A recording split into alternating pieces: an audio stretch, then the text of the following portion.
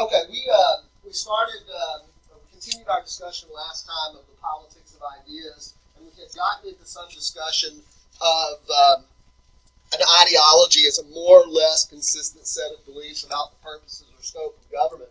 You'll remember that I told you that any ideology, whatever the ism is, whether it's liberalism or conservatism or anarchism or communism, whatever that specific system of political thought is, ultimately makes some judgments or reaches some conclusions about why we have government and how much authority government should have, but you can't just jump right to that. No ideology just jumps right to those considerations. There have to be some initial intellectual groundwork done concerning a couple of very basic things. Human nature. What are human beings all about? Why do human beings behave the way they do? What motivates them to behave in the way they do? Social life and social relationships. What is the nature of the relationships among the members of society? What are the obligations of society or of the individual to society? What are the obligations of society to the individual? Is there a class system, right? Or is it a community of equals, right? Some fairly important basic assumptions that have to be made before ultimately they can get to this question about why we have government and how much authority government should have. So I was really beginning the process last time of working through that with you, and I suggested to you that we're going to talk about classical liberalism as being the dominant system of political thought in American political life, really through the national period.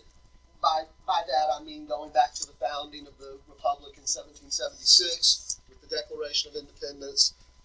But I think an argument can be made even going back into the colonial period as well. What kinds of assumptions did the American founders make about human nature? Because those are really what inform the political system that they established, particularly when they wrote the Constitution in 1787. I mean, we see very clearly in the kinds of political institutions and political processes, governmental institutions and processes that they embraced, some very clear assumptions that they made about human nature, social life, and social relationships, etc. That's why I'm trying to invest a little bit of time to try to go through this with you. Now, we can talk about these as being assumptions of the American founders, but more broadly, these are assumptions of liberal political thought. And remember, I told you that we're using the term liberal in this discussion, and really from this point forward, as we talk about this, we're using that term liberal in the classical usage, not in the contemporary political discourse where people talk about liberals versus conservatives. And if you think about yourself as a conservative, that's fine. But just understand that, for conservatives today, they just cringe when they think about liberals, right? It's just the worst people on the face of the earth, whoever they think those liberals are. Liberals don't think of themselves that way. Maybe they think of conservatives that way. But we're not using the term liberal. Or, as a matter of fact, when we use the word conservative here in a few minutes, we're not using the word conservative in that very distorted context that it's used in American politics today. We're using the term liberal here to denote a system of political thought that asserts the rights and liberties of individuals. And I invited you last time to just keep reminding yourself, if you don't believe that, just keep reminding yourself of the common root between the words liberal and liberty. Right? Liberalism is a system of political thought that asserts the liberties of the individual. Nothing could be more American than that. We also said last time that that's really the one thing that sort of is the glue. The authors of your textbook, I think, kind of make this point as well. They make, not exactly in the same way, but they do make the point that the one thing that seems to bind Americans together is common or core political values. Chiefly among these is the value of liberty.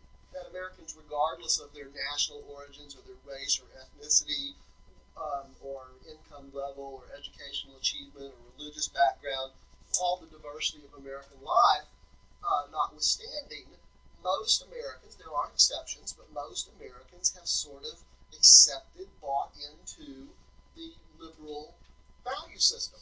Thomas Jefferson, back in 1776, in the Declaration of Independence, wrote, "We hold these truths to be self-evident." Well, you know what? If they're self-evident truths, you just accept them and move on. You don't sit around debating them. You don't get that kind of debate. We don't get that kind of fundamental ideological debate in American political life like you do in other societies which are actually racially and ethnically and linguistically and so on more homogeneous than the United States. Many European countries, for example, have had that sort of fundamental ideological debate. Why, for example, has communism never competed for the hearts and minds of Americans? We have just sort of rejected it out of hand. Whereas in European countries, like say maybe Italy or Germany or whatever pick your favorite European country, you have had a credible communist alternative, right?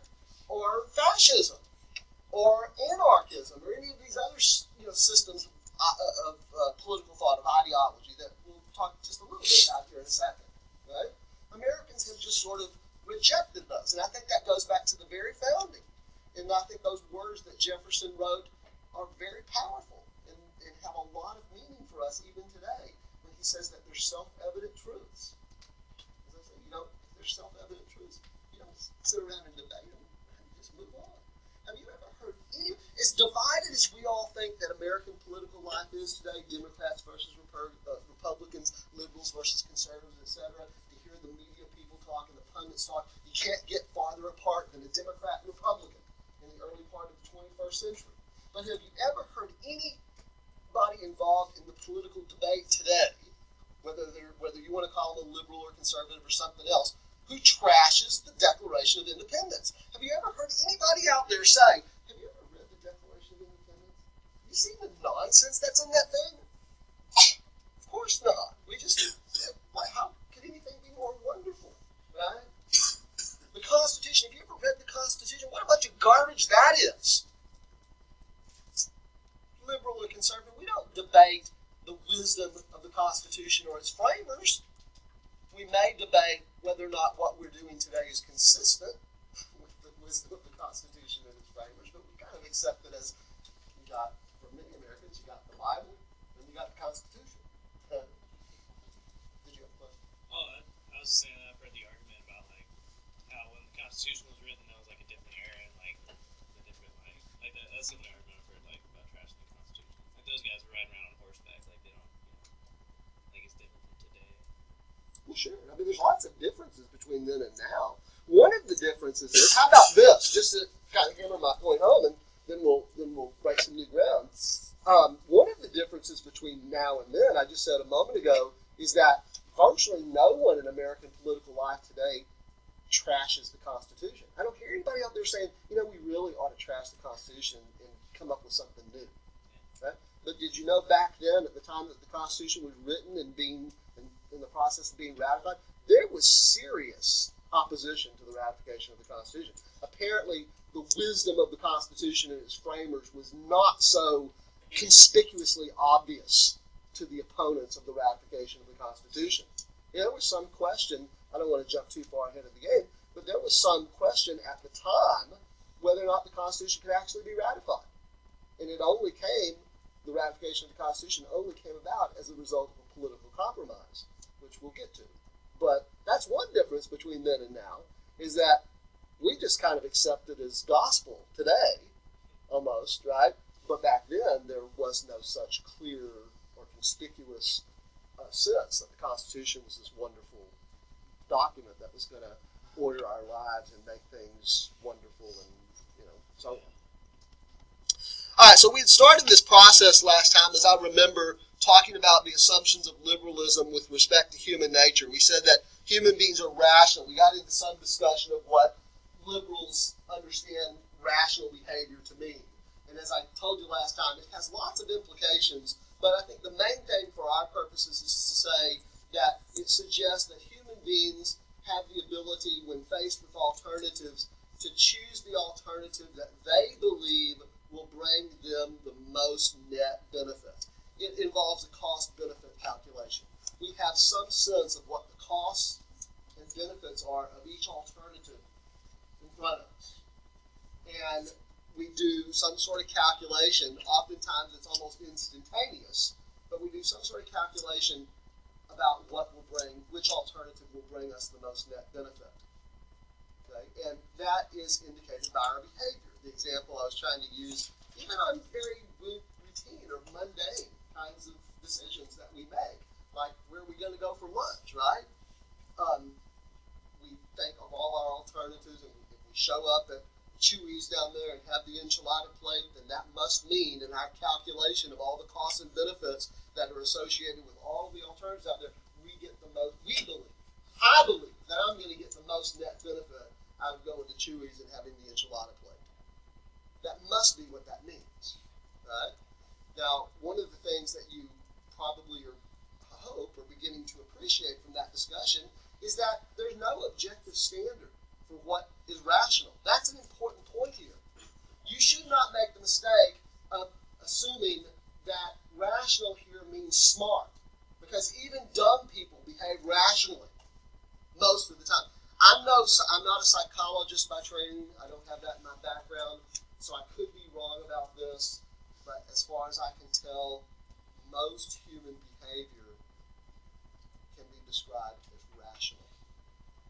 I think there might be some psychotic conditions that cause people to behave irrationally, but most human behavior can be described as rational in that, whether it's objectively speaking good or bad behavior, even criminal activity is rational behavior. Our whole criminal justice system is really premised on the idea that human beings are rational. Why else punishment? What is the idea of a system of punishments in the criminal justice system based on? It's based on the presumption that potential criminals will do a cost-benefit calculus.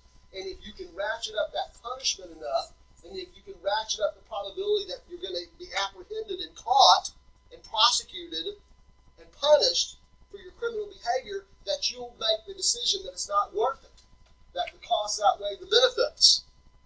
Now, obviously, people who engage in criminal activity make the cost-benefit calculus that they can either get away with it and not get caught, or if they do get caught, the punishment's going to be enough to bear. Right? The whole thing's based on the presumption that people are rational.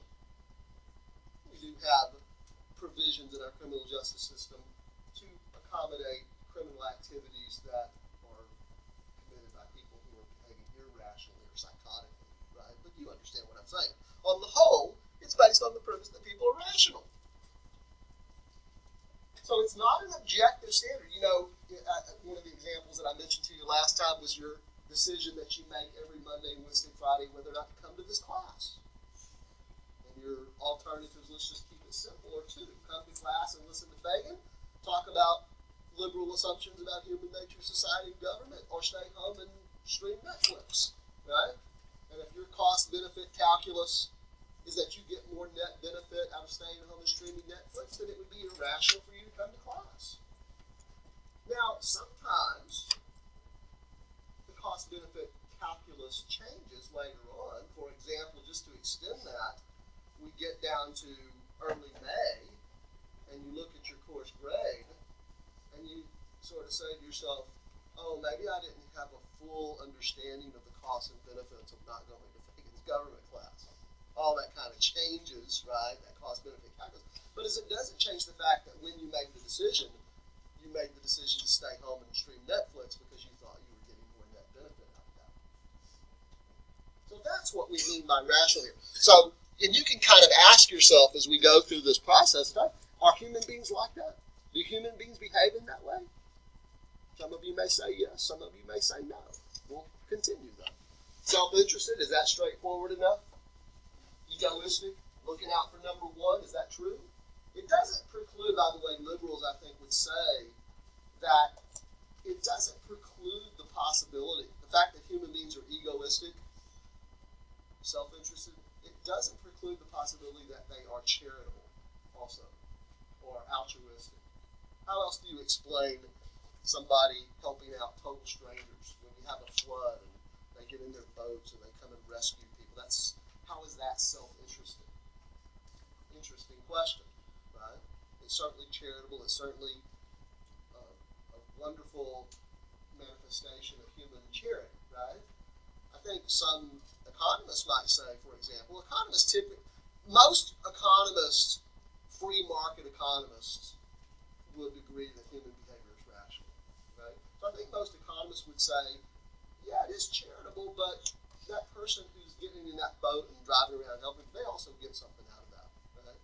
They get a sense of satisfaction that is hard to monetize, maybe, but they still get something out of that, and they're calculating a benefit that outweighs whatever cost they incur in terms of gas in their boat and risk and all that kind of stuff. Okay? Acquisitive. Anybody want to take a shot at that? Human beings are acquisitive. Any thoughts about what that means? Say inquisitive. Acquisitive. Yeah, those are two different words. Inquisitive versus acquisitive. Inquisitive means that we ask a lot of questions. Right? Inquiring minds, right? Acquisitive means we like to acquire things, right? And I think in the classical liberal tradition, that would be a largely material manifestation. We like to acquire material things. Perhaps it wouldn't necessarily have to be, right? But for most of us, it's going to be that material aspect. We want the nice home, we want the nice car, we want the second home of the lake or the beach, we want, all these, gadgets, and maybe as a measure of our own success, perhaps. Maybe just for comfort, but, we do like to acquire things. That seems to be a basic pattern of human behavior. And by the way, it is also these assumptions that we're talking about here so far with liberalism are also assumptions of a system of economic thought called capitalism. Capitalism really makes the same sort of assumptions about human nature, society, and government as liberalism does. In fact, it is interesting to note that historically liberalism emerges as a system of political thought, and capitalism emerges as a system of economic thought out of liberal political thought. So, for example, in the 18th century, and we'll have a chance to talk about this a little bit, the liberal political philosophers are laying the groundwork, and the capitalist economists are come along during that period, later in that period as well, and sort of apply the liberal political principles to economics. We're according to liberalism and capitalism, we are acquisitive by nature. As I say, it doesn't necessarily have to be material in nature, but it seems like mainly. What would be something that a person might be interested in acquiring that's non-material? Oh, here's an example. I knew a guy when I was in graduate school, and have not maintained real close contacts with him in the years since, but occasionally. Last time I talked to him, which was probably about 10 years ago, he informed me that after graduate school, he got his graduate degree in political sciences. I did. He went on to get a law degree, and then after that, he was at the time I spoke to him, he was in medical school, and I thought.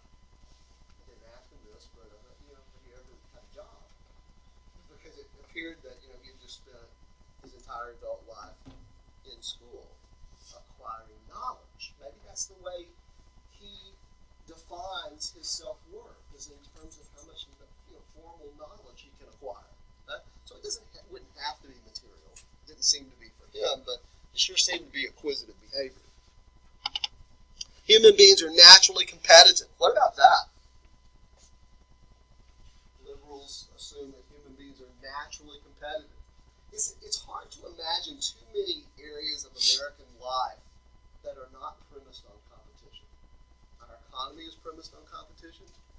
The workplace is premised on competition. Right? Competition for the job to begin with, competition for the promotion, competition for salary increases, to some extent, historically anyway. Maybe moving away from this somewhat, but historically, higher education has been premised on competition. Obviously, athletics. How about this? Can you imagine, we're about to have a Super Bowl, right?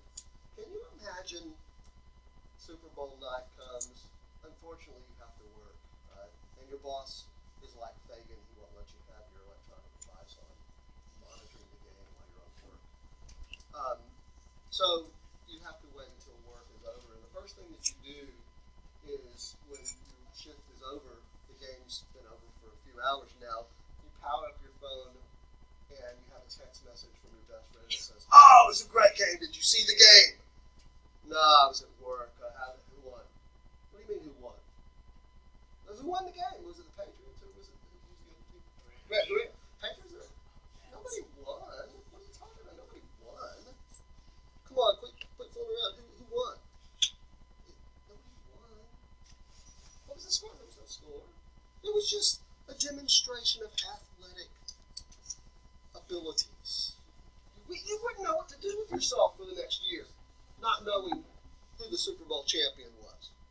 Right? So, obviously, athletics, other aspects of American life. It's not unique to American life, of course, but I'm saying it certainly is an integral part of American life. And notice that second part there. It says, most productive in a society that values personal achievement to produce incentive. The competition is oriented around the idea that the reason that you work hard and compete and become more productive is because you are allowed to, for the most part, keep the rewards of your efforts. Right? That's the concept of personal achievement. Is that part of America, the sort of American life? Well, that's certainly what liberals assume about human nature. We could have probably predicted, take it from an old guy, right, who grew up during the Cold War. When I took the very class that you're taking right now, I had to take it too. All those years ago, it might not have been numbered Government 2305, but it was the introductory American government course, right? There was not a political science professor in this country that would have walked into a classroom and said, by the end of this decade, we will be talking about the collapse of European communism. Because in those days, in that bimodal superpower ratio, there were two great superpowers in the world: the United States and its Western allies, and the Soviet Union and its Eastern Bloc. Okay? And no one saw it coming 8, 9, 10 years earlier. Okay? But by the end of the 1980s, certainly by the beginning of the 1990s, the Soviet Union didn't exist anymore. European communism had collapsed. So I used to think about this kind of stuff a lot. As the years have gone by, I think about it less, but I used to think a lot about how much time and energy and worry we could have saved ourselves during that Cold War period if we had just recognized that communism was not a credible threat to the American way of life. The Soviet economy was never really a serious competitor to the American economy. The values of communism never seriously competed for the hearts and minds of Americans, as I said a few minutes ago. All the national treasure and energy and worry that we put in. I mean, look, I'm a realist. Khrushchev, the premier of the Soviet Union in the early 1960s, did say, "We will bury you." So we had reason to worry. I'm old enough to remember the exercises in elementary school where the alarm bell would go off and we would be marched out into the hallways and told to get down on our hands and knees and tuck our heads between our knees in preparation for the day when the nuclear bombs would rain on our heads. We knew we were going to die if that happened, but we were going to do it in an orderly fashion.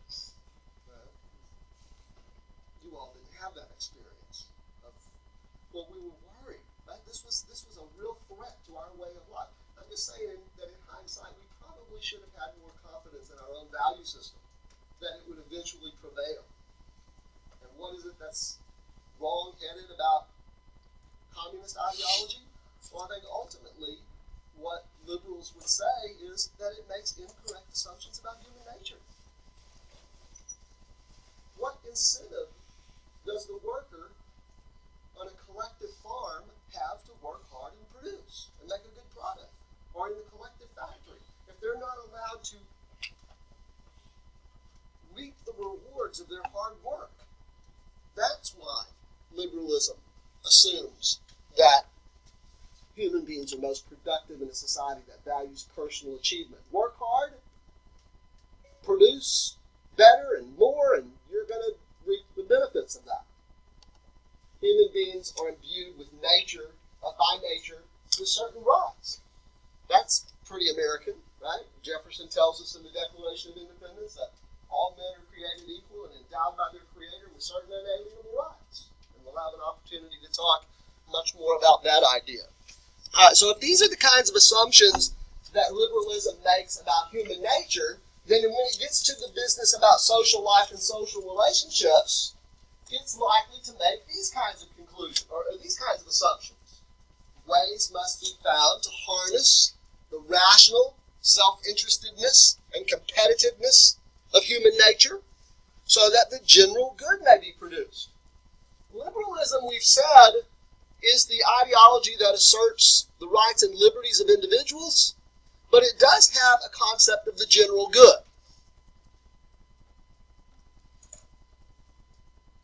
And that concept is basically this.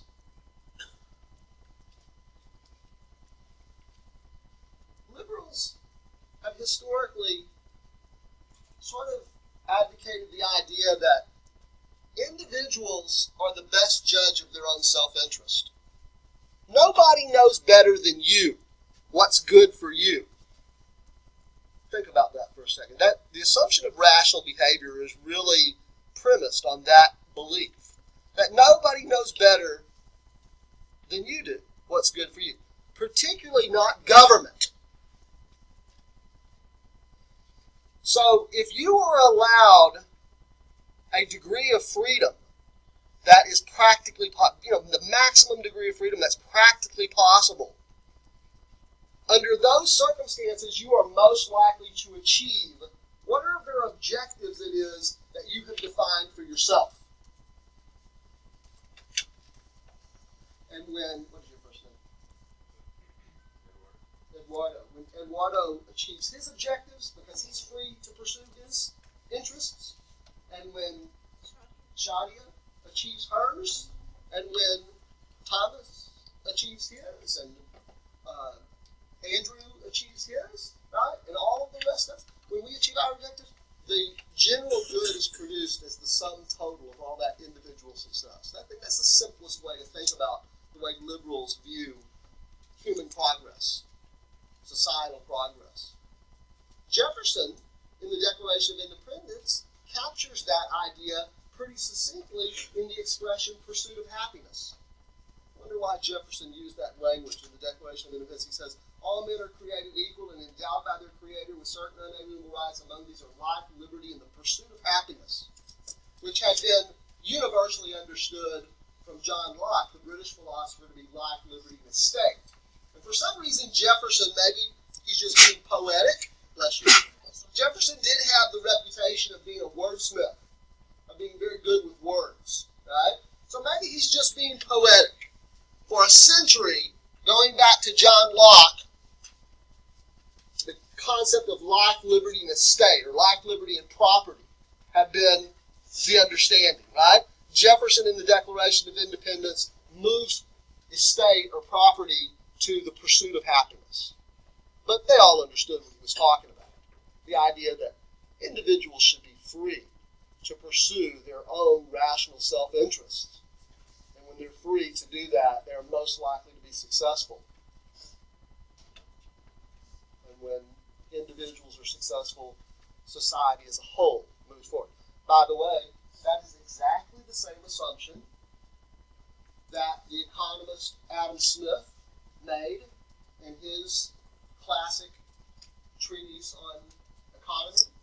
And the father of capitalist economic theory, Adam Smith, in The Wealth of Nations, is arguing for an economy premised on individual initiative, where individuals decide, not government, what economic objectives to pursue. The basic premise of capitalism. So the general good then consists of a balance of private and public ends. So once those assumptions are made about human nature and the assumptions about social life and social relationships are made, then you can get, your ideology can get to the business about the purposes and scope of government. So liberalism assumes that government's purpose is to provide a healthy environment to maximize individual opportunity and protect rights. That is really the essence of liberalism's assumption about the purposes of government. I keep referring to Thomas Jefferson. You may pick up on the fact as we go through the semester that I put Jefferson pretty high up on the list of Americans who have made contributions to our society. In my mind, he's like in the top 3. Right? Lots of aspects of Jefferson that we don't have time to go into, but if we could ask Mr. Jefferson, dig him up, go to Monticello, dig him up, bring him in. Mr. Jefferson, why do we have government? Seems like a reasonable question, and a reasonable person to ask that question, right? Mr. Jefferson, why do we have government? I'm convinced that he would slump his shoulders, he would bow his head, maybe wag his head. You haven't read my declaration, have you? Did you know that Thomas Jefferson wrote his own epitaph on his tombstone? Have any of you ever been to Monticello? Seen Jefferson's gravestone? You ought to make a pilgrimage. Okay? At some point when you're in that part of the country, in Virginia, make a trip to Monticello. Look at Jefferson's gravestone as well as the house. You know, he was an architect. He designed his own house and all that sort of stuff. He identified 3 things as his greatest contributions that he wanted on his tombstone. Author of the Declaration of Independence, author of the Statutes for Religious Freedom of Virginia, and father of the University of Virginia. Nothing in there, nothing on that tombstone about his presidency, nothing there about the Louisiana Purchase or anything like that, right? I think he would be so disappointed given his belief that the Declaration of Independence was one of his great contributions. You haven't read my declaration. If you had just read it, you would not be asking me that question. Because he tells us very succinctly and with no equivocation whatsoever why we have government. We hold these truths to be self-evident, that all men are created equal and endowed by their Creator with certain unalienable rights, that among these are life, liberty, and the pursuit of happiness, that to secure these rights, governments are instituted among men, deriving their just powers from the consent of the governed. Why do we have government, Mr. Jefferson? To secure the rights of individuals. He tells us very clearly why we have government. That is the most succinct expression of liberal political thought with respect to the purposes of government that I can possibly offer you through the pen of Thomas Jefferson. It's not an idea that's original to Jefferson, don't misunderstand me. Okay? But it's the most succinct little blurb I could possibly point you to that really captures the way that liberals understand the purpose of government. In the modern applications of liberal political thought, for example, we go through, let's see, you have founding in 1776, you go through the 19th century, get into the 20th century. By the time you get to the turn of the 20th century, through the 20th century and now into the early part of the 21st century, there is a strand of liberalism that even goes a little bit beyond that. This strand of liberalism doesn't just see government's purpose as securing the rights of individuals, but also maximizing opportunities for individuals. And if you think about to a large extent what happens in American political life today, particularly during election campaigns, next time we have a presidential election campaign, not that far down the road, you and I won't be meeting at that time, but maybe you'll remember we had this little discussion here. Listen to what the candidates are saying. about is really being framed in terms of why my plan, why my platform is so much better at enhancing opportunities for individuals than my opponents, whether they are self-described liberals or conservatives. It's all about maximizing individuals' opportunities. There's that, in other words, what I'm telling you, even in the early 21st century, there's still that recognition that goes back to the Age of Enlightenment that societal progress is most likely when individuals have the opportunity and ability to identify their own objectives and pursue their own happiness, as they define it. Now, in the classical liberal tradition, if we go back to the late 18th century and through much of the 19th century, it is true that liberals assumed that government's purpose was to secure the rights of individuals, but there's another part of it there as well that we've got to get into in quite a bit of detail, and that is that government is also perceived as being the principal threat to the rights of individuals. And so you have to take deliberate measures to restrict or restrain, place parameters on the power of government. That's the concept of constitutionalism that we'll get into. Our founders believed that you don't just trust government. You can't, all human experience has shown that you can't just trust government. Government will abuse its authority. So you have to make a government, you have to constitute a government that has arbitrary limitations imposed on it. That's the concept of constitutionalism that we'll get to. All right, questions about any of that? Here are some of the prominent liberal thinkers of the Age of Enlightenment. Up there in the upper left-hand corner, you have John Locke, the British philosopher who wrote the Second Treatise of Government, which really became sort of the civic Bible, so to speak, for the American founders. You know, some of you may be aware of this. I referred now several times to the Declaration of Independence and the fact that Jefferson authored that document. Some of you may know that significant passages in the Declaration of Independence read almost verbatim from John Locke's Second Treatise of Civil Government. And it's not that Jefferson was plagiarizing or trying to pull something. They all understood that Jefferson was reflecting Locke and paraphrasing Locke to a large extent. But what took Jefferson just a few sentences in the Declaration of Independence to lay out took Locke an entire treatise, an entire volume, back in the 1680s. So he's very important for us. Others that are very important are the French philosophers like Voltaire and Montesquieu and Rousseau. Here's the Scotsman Adam Smith, the economist down here. Throw in a couple of American, or at least Jefferson the American, the British philosopher John Stuart Mill, the French philosopher Diderot. These are really the important, there are others certainly, but these are really the important thinkers that have some pretty clear impact on the thinking of the American founders. All right, let's give you some something to play liberalism off of, just to sort of drive the point home.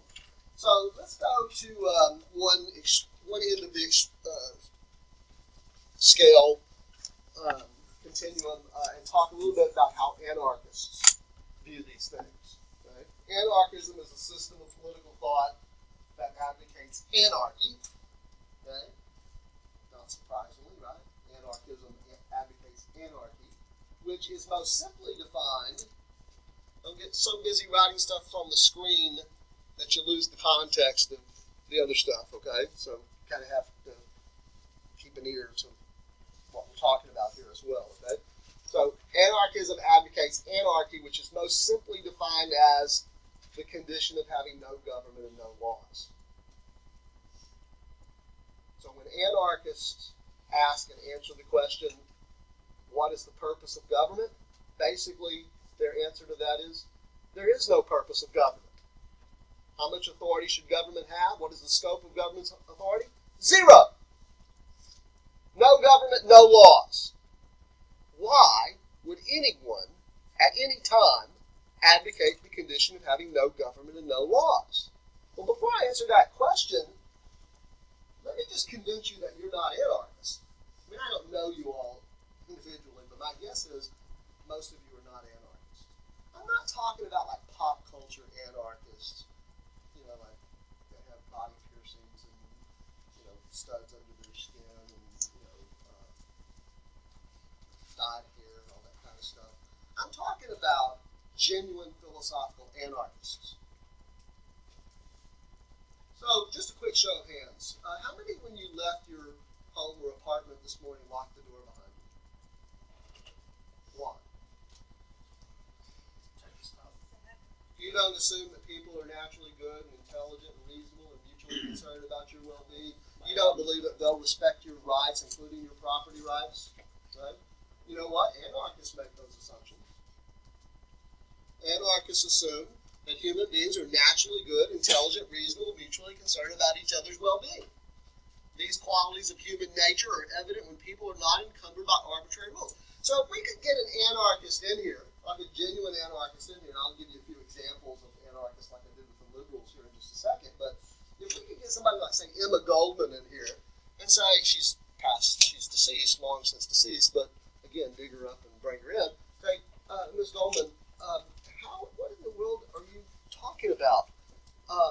No government, no laws. Can't you see that we need government, we need laws because of the way that people treat each other? Can't you see that people steal from each other? Can't you see that people assault each other? Can't you see that people kill each other? Can't you see that people will enslave each other? What's wrong with you? I wonder what Emma Goldman or other leading anarchist thinkers might say. Oh, you know what? I hadn't really thought about that. You're right. I better rethink my whole worldview. I don't think she would say that. I don't think any of them would say that if they're true anarchists. Here's what I think they might give you some version, and I'm not an anarchist, so with all apologies, I hope I'm not misrepresenting any anarchists among you, but I think that anarchists are essentially saying something like this. Yeah, people mistreat each other. Yeah, people behave badly. But the reason they mistreat each other and behave badly is because of the presence of hierarchical, paternalistic government, restricting their freedom and imposing rules of behavior on them. If you want to see the true goodness, you want to see true human nature, the goodness and reasonableness and mutual concern that people have for each other, get rid of government. You can't break the law if there are no laws to break. But more importantly, you can't see the truly admirable qualities of human nature unless you get rid of all that paternalistic hierarchy.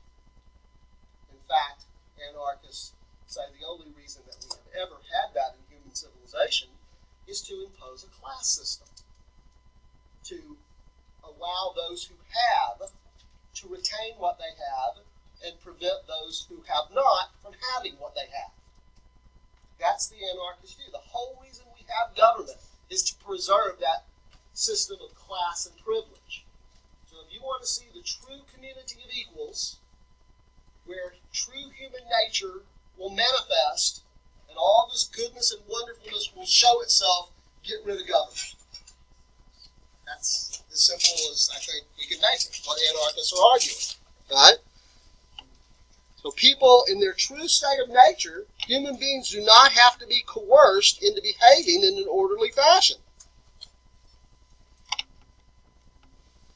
Society is composed of a community of equals. In such a society, all persons share in the good life because there is no privilege. And then finally, when we get to the assumptions about the purposes and scope of government, there is no need for coercive government at all. If it exists, it is limited to a very minimal role. And actually, I think a true anarchist would be committed to the principle of no government whatsoever. There, in American life, anarchism, like communism, has just been rejected. Why? Because we have a different set of assumptions about human nature. You all know the name James Madison? What is Madison credited? Like, what's his... Jefferson is the author of the Declaration of Independence. What do we give Madison credit for? is often referred to as the father of the Constitution, right? Madison, of course, Hamilton and others commented that if men were angels, government would be unnecessary. You ever heard that before? Madison's famous observation that if men were angels, government would be unnecessary.